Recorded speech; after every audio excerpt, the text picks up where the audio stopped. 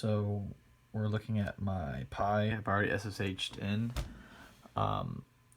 This is so I LS'd to see the file name we want, and we want the football advanced test. So I'm going to run Python football advanced test.py, which is just telling the Pi to run this file. My Pi is set up all here, so I'm going to hit enter.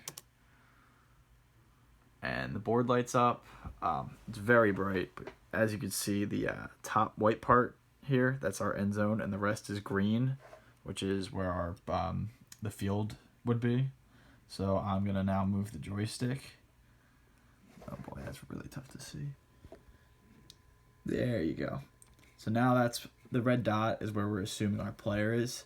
So when I move the joystick in any direction, I move him up, goes up, left, down, and then I end up going to the end zone, and we get some nice little messaging saying touchdown, and then you'll get a touchdown Eagles, little bias, but then it says thank you for playing.